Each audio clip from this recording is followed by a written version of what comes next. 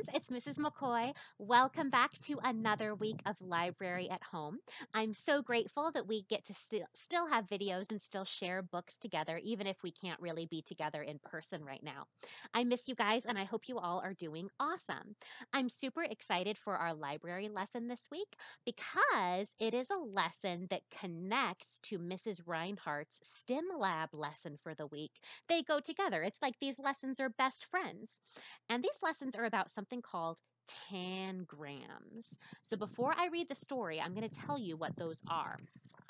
Let's take a look. See that black square that's divided into pieces? All those pieces are different shapes and sizes, but they make up that one big square. Let's see how many pieces are in a tangram. 1, 2, 3, 4, 5, 6, 7 pieces make up a tangram.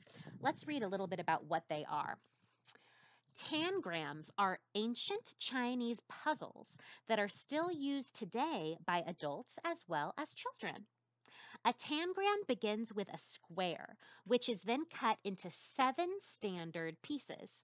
Standard pieces mean that all the tangrams are made up of those same 7 shapes. Each piece is called a tan. When creating a picture, all 7 tans must be used. They must touch, but none can overlap. They can't cover each other. When tangrams are used in storytelling, the storyteller arranges the tans to show the shape of a character in the tale. As new characters or story elements are introduced, the puzzle pieces are rearranged to represent the new character or the new element. That brings us to our story. Our story is called Grandfather Tang's Story. And then right here it says, A Tale Told with Tangrams. So this story is going to be using tangrams to tell what happens in the story, the different characters and the different events in the plot. So this book is written by Ann Tompert, and the illustrations are by Robert Andrew Parker. So we're going to read the story together and see how tangrams can be used in storytelling. Then after we finish the story, you can go over to Mrs. Reinhardt's STEM Lab page, which I'll put a link in the description of this video and in Google Classroom if you access it that way. You can go over to Mrs. Reinhardt's page, and her STEM Lab lesson for the week has to do with tangrams too, so you can play with them at home. So let's read our story. Here's our title page. Grandfather Tang and little Sue were sitting under a peach tree in the backyard. They were amusing each other by making different shapes with their tangram puzzles.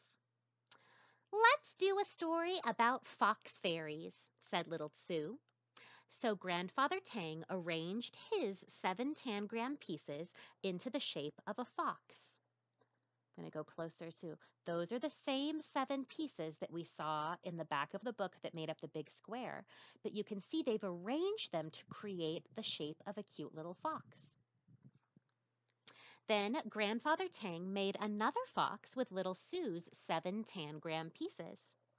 Little Sue clapped her hands, and Grandfather began the story. Although Chu and Wuling were best friends, they were always trying to outdo each other. One day, this rivalry almost brought their friendship to a tragic end. They were sitting under their favorite willow tree beside a river, talking about their magic powers. "I can change myself into a rabbit as quick as a wink," boasted Wuling. "I bet you can't do that." "I can too," said Chu. "Cannot," said Wuling. "Anyway, actions speak louder than words." And he changed himself into a rabbit. So while Grandfather's telling the story, he would be moving the shapes of the puzzle to change it into the different characters. "Not bad," said Chu, smoothing his whiskers. "But watch me do better than that." And before Wuling could blink, Chu changed from a fox into a dog. So in the story, the character changes, and the storyteller changes the shape of the puzzle to show what's happening. Now, when Chew turned himself into a dog, he not only looked like a dog, but he felt like a dog and acted like a dog. He bared his teeth and lashed his tail. Wuling shivered and twitched his nose. I love rabbits, Chew growled. I'm going to get you and gobble you up. The dog edged closer and closer. Wuling's eyes grew bigger and bigger. He was too frightened to move at first. But then he thought, I'll be safe if I can climb up into the willow tree. His little puff of a tail grew long and bushy, and his tall rabbit ears shrunk as Wuling transformed himself into a squirrel. Wuling sprang into the willow tree and scrambled up to the top. Chew will probably turn himself into a cat so he can climb up the tree after me, Wuling said to himself. But he'll never catch me. I'll jump from tree to tree, and he won't be able to follow me. Of course, Chew thought about changing himself into a cat. But that's just what Wuling expects me to do, he thought to himself. What can I do to surprise him? He thought and thought. I know, I'll swoop down on him from above. And he turned himself into a hawk. Chew circled round and round in the sky above the willow tree, searching for Wuling. Wuling peered through the leaves of the tree, looking for Chew on the ground. Round and round Chew circled the willow tree until he spied Wuling. Kee, kee, kee! He shrieked as he zoomed down upon the little squirrel. Wuling trembled. Chew's beak looked sharp enough to pierce right through him. If only I lived in a shell house, he thought. Then Chew couldn't hurt me. Chew stuck out his fierce claws to seize Wuling, but Wuling dove toward the river below the willow tree. And as he dove, he tucked in his head and tail and legs, turned green, and changed into a... What do you think? What do you predict? Turtle. Wuling climbed up on a mossy rock in the middle of the river. He thought he was safe because he looked as if he were part of the rock. What's that called when an animal blends into its surroundings? Camouflage, you're right. Chew circled round and round, searching and searching, until his sharp eyes spotted the turtle. Then he swooped down, down, down toward him.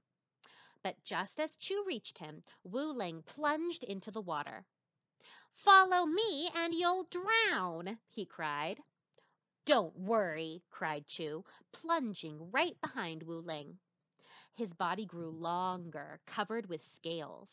He whipped the water with his long, wicked tail, and he snapped his spiked-toothed jaws as he turned into a... What do you think? Crocodile. Wuling circled round and round as he plunged down, down, down to the bottom of the river. Chew lashed his wicked tail as he plunged after Wuling. Just as they reached the bottom, Chew clamped Wuling in his spike-toothed mouth.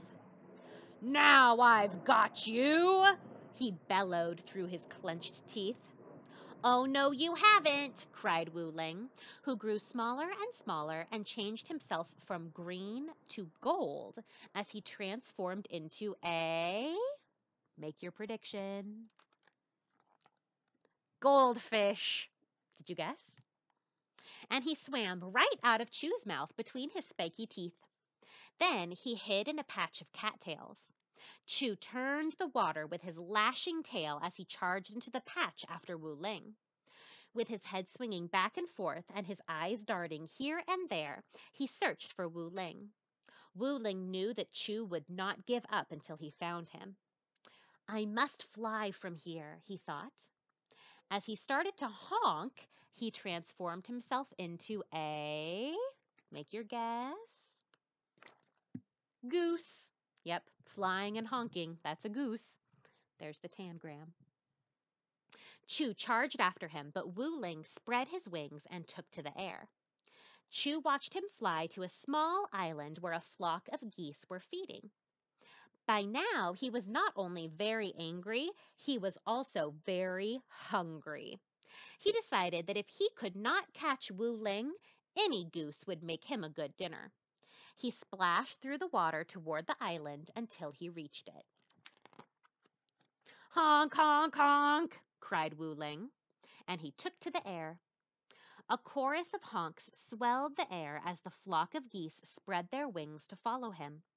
While Chu watched, the honking grew fainter, the flock grew smaller, and he felt his anger slowly drain away.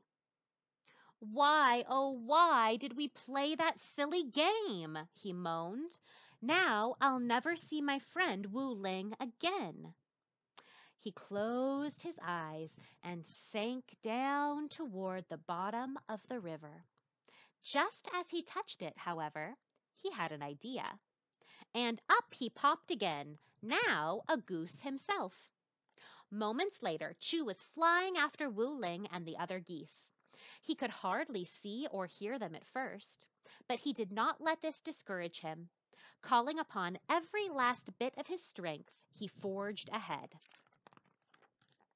Each flap of his wings brought him a little bit closer. The wedge of geese slowly grew bigger.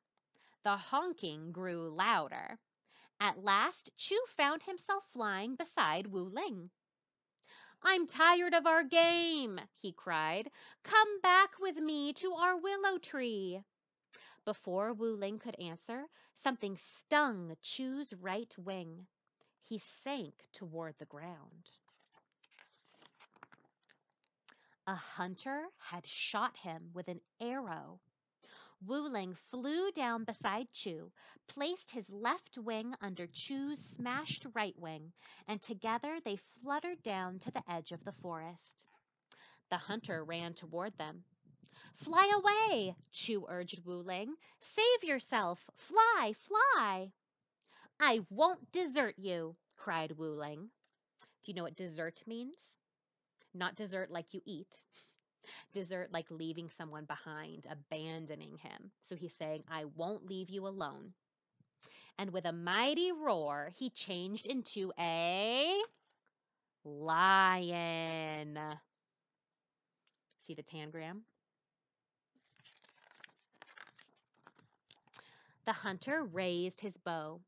Wuling sprang toward him and knocked the bow from his hand. The hunter fled, leaving his bow behind.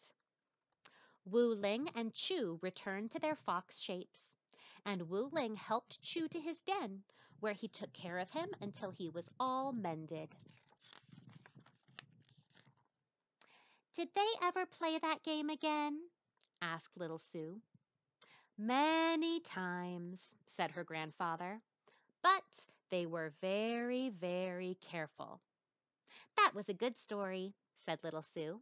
Let's do another. Grandfather arranged his 7 tangram pieces. Is this story going to be about a man? Asked little Sue. Yes, said her grandfather.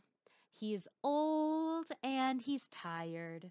He wants to sit under a tree and rest for a while. Is he a grandfather like you? Asked little Sue. Yes, said her grandfather, just like me. Little Sue arranged the 7 pieces of her tangram beside her grandfather's. Is that a little girl? He asked. Yes, said little Sue, just like me. She'll sit and rest beside the man. That will make him very happy, said Grandfather Tang. And now, little Sue, what will we do? We'll sit and rest together until Mother calls us for supper, said little Sue.